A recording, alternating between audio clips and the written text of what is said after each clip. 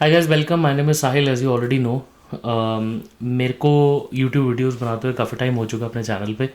And आप जानते हैं ऑलरेडी कि मैं कैनेडियन इमिग्रेशन से related people who are moving to Canada and so it essentially immigration and movement outside India या फिर एनी अदर कंट्री से रिलेटेड मेरी बहुत ज़्यादा वीडियोज़ आती हैं।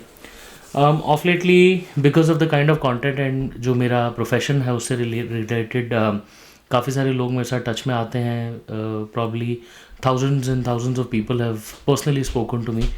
सो उस सब के रिगार्डिंग कुछ लाइफ में ऐसे एक्सपीरियंसेस हुए, कुछ लोगों ने ऐसे एक्सपीरियंसेस मेरे साथ शेयर किए जो कि मुझे ऐसा लगता है कि बहुत सारे मिसकंसेप्शंस, मिथ्स, बड़ी सारी परेशानियां लोगों को उठानी पड़ती हैं ड्यूरिंग दिस एंटायर मूवमेंट वाला जो पार्ट रहता है। तो मैंने सोचा कि क्यों ना एक ऐसी सीरीज़ या ऐसी पॉडकास्ट या ऐसी वीडियोस बनाई जाएं जिनमें लोगों को अपने एक्सपीरियंसेस और लोगों के एक्सपीरियंसेस को मैं शेयर कर पाऊँ आपके साथ। So heart to heart conversations का होल पर्पस है इस पर्टिकुलर सीरीज़ का।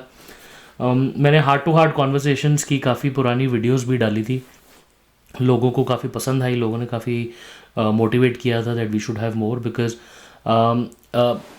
गिव और टेक मैं भी एक इमिग्रेंट हूँ कनाडा में। हम लोगों ने भी इस पूरी जर्नी को देखा है, right from preparation stage to even thinking, dreaming stage rather. So dreaming stage से लेके actual stage of reaching here and living the dream.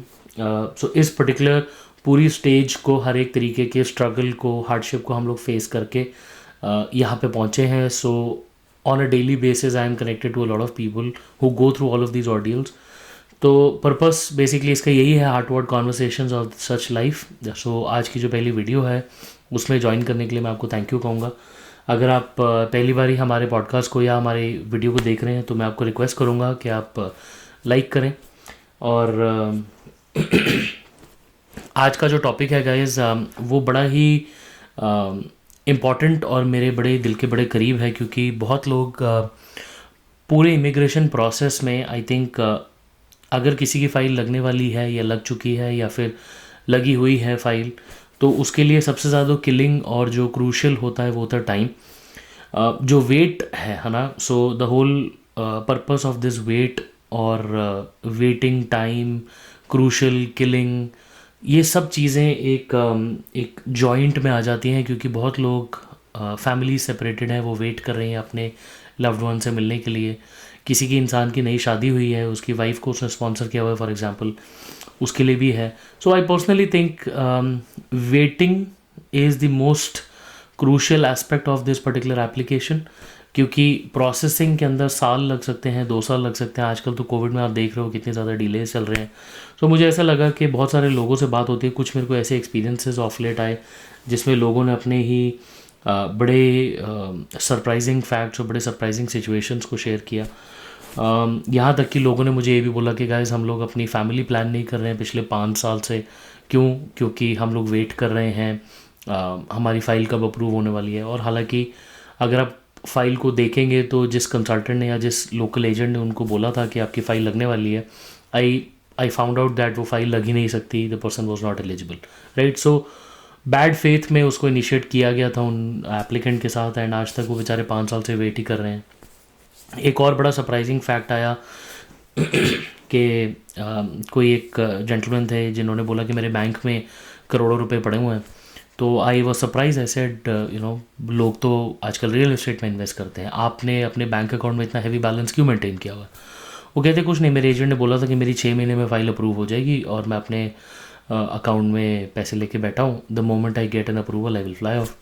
And to my surprising fact या फिर टू माई अटर सरप्राइज, उनकी file, उनकी eligibility नहीं बन रही थी। मैंने उनसे जब और इन्वेस्टिगेट किया कि कहाँ पे आपकी फ़ाइल पहुँची, मुझे लगा शायद प्रोसेसिंग में बैठी है फ़ाइल, है ना, या कुछ हो रहा है।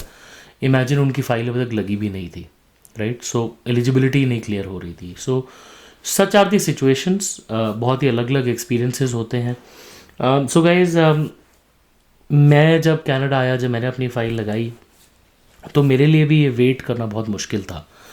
It was not easy, specially with the family, jobs, कोई नई जॉब लूँ कि ना लूँ, कोई नई अपॉर्चुनिटी लूँ कि ना लूँ, यू नो, कितना खर्चा करूँ, घर लूँ कि ना लूँ, रेंट करूँ कि ना करूँ, किसी और जगह मूव करूँ कि ना करूँ। तो हर एक चीज़ मेरी इस एप्लीकेशन पे आके रुक जाती थी। मुझे ऐसा लगता था कि ये कब प्रोसेस होगी। और मानो ना मानो, डिनर टेबल कॉन्वर्सेशंस सिर्फ यही होती थी कि कब जाएंगे, कब पहुंचेंगे, कैसी हमारी लाइफ होगी, किस सिटी में जाएंगे, कहाँ पे क्या रेंट करेंगे। एंड देन धीरे धीरे हमारी जो डिनर टेबल कॉन्वर्सेशंस जो स्टार्टिंग हुई थी एक्साइटमेंट से, वो अल्टीमेटली बड़े ही दुख और दर्द में बीत गई। I started cutting away from my life. मैंने धीरे धीरे विड्रॉ करना शुरू कर दिया अपने दोस्तों से। कुछ टाइम के बाद तो कहीं घूमने का भी मन नहीं करता था। सारा दिन बस सोते थे, खाते थे, उठते थे, बैठते थे, बस यही होता दिमाग में, आज फाइल आई, कल फाइल आई। दिन में 10-10 बारी लॉगिन करके देखना, हर एक तरीके के ट्रैकर्स को फॉलो करना। तो it was not at all a pleasant experience, है ना। फॉर्चुनेटली मेरी फ़ाइल तो 6 महीने के प्रोसेसिंग टाइम में हो गई। Such is not the case with a lot of people. तो वो 6 महीने मेरी ज़िंदगी के सबसे ज़्यादा ख़तरनाक 6 महीने थे। फिर मैंने धीरे धीरे उसको नोटिस करना शुरू किया कि जब मैं कनाडा आ गया तो फिर और लाइफ में और चीज़ें होने लगी। कभी कोई एग्ज़ाम आ गया, उसके लिए वेट करते रहे। कभी मैं किसी रिज़ल्ट की वेट कर रहा, तो उसके लिए 3 महीने वेट करना पड़ा। कभी एक स्मॉल सी चीज़ जैसे एक गाड़ी बुक कराई, तो मुझे वेट करना पड़ा। तो मुझे रियलाइज़ होने लगा कि यार ये वेटिंग गेम, ये तो पैटर्न सा बन चुका है।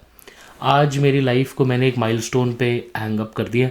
जैसे वो माइलस्टोन अचीव हो गया, अब क्या, अब एक नई कहानी, राइट। फिर एक नई चीज़ की वेट।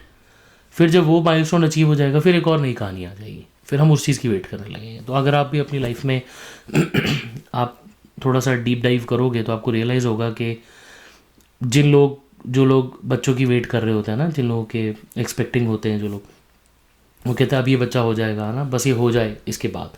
अगर आप याद करो तो आपको बचपन में कहा जाता, पेरेंट्स कहते थे कि बस अब ये 10वीं पार कर लो, बस इसके बाद तो तुम्हारी लाइफ सेट है ना। अब फिर हम एज चिल्ड्रन वी वेट कि 10वीं कब पार होगी।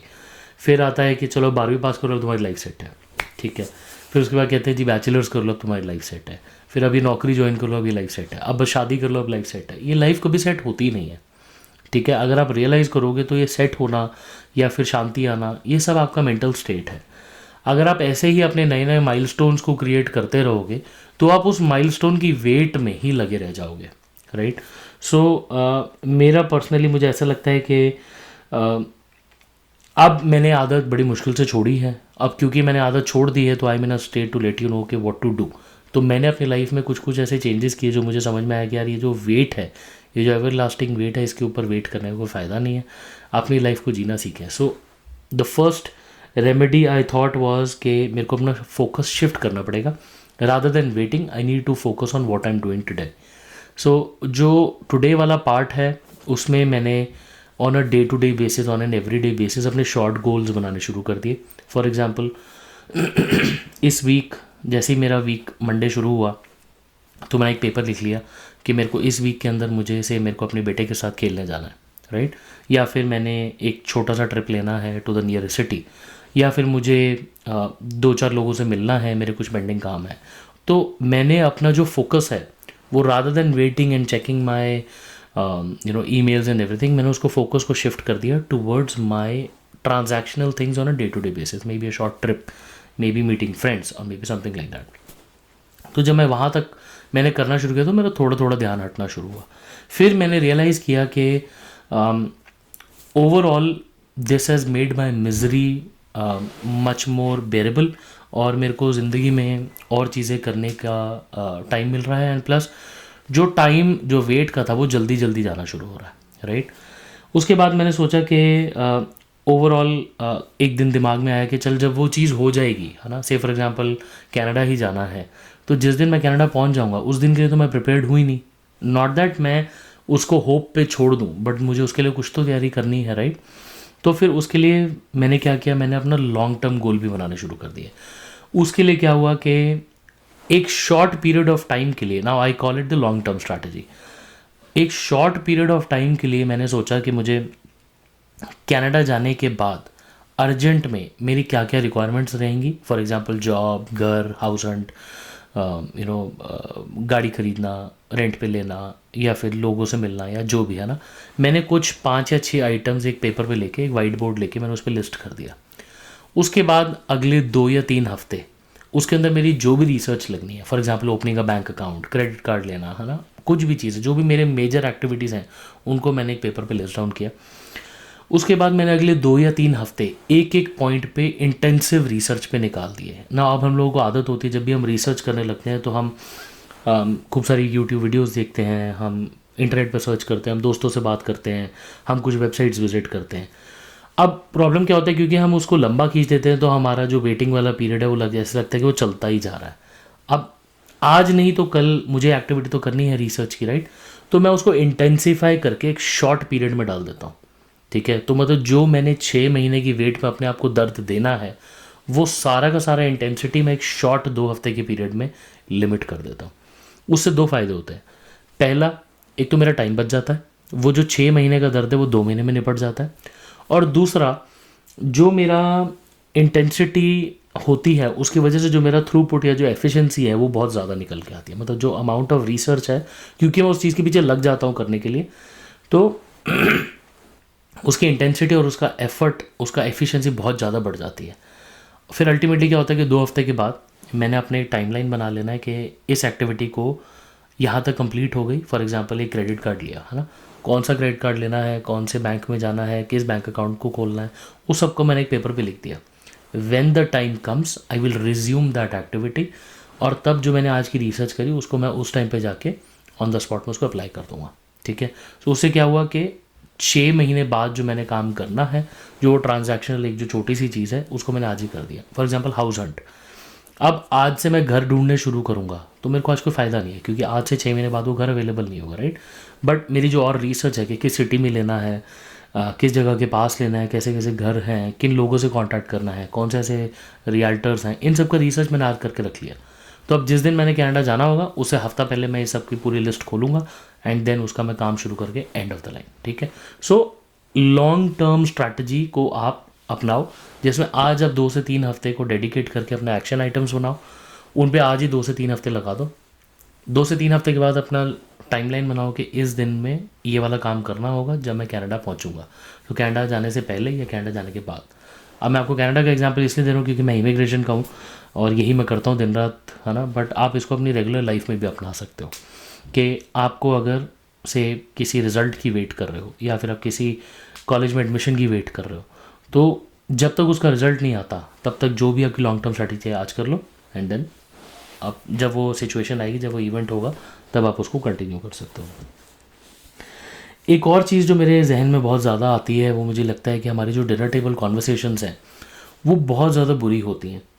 तो हमेशा आप अपनी डिनर टेबल कॉन्वर्सेशन को इस सब से दूर रखो। Try to take a break from all of this. I recently did this, मेरी लाइफ में अभी कुछ चल रहा है जिसमें कि मेरी दिन रात शाम दोपहर चाय everything was around this conversation. तो मैंने क्या किया कि मैं जितना इसमें रिसर्च कर सकता था मैंने किया, मैंने अपनी वाइफ के साथ डिस्कस किया एंड देन उसके बाद मैं इसको करने के बाद मैं अपने ट्रिप पे चला गया। एंड इमेजिन पूरे ट्रिप पे हमने इस टॉपिक को छेड़ा ही नहीं।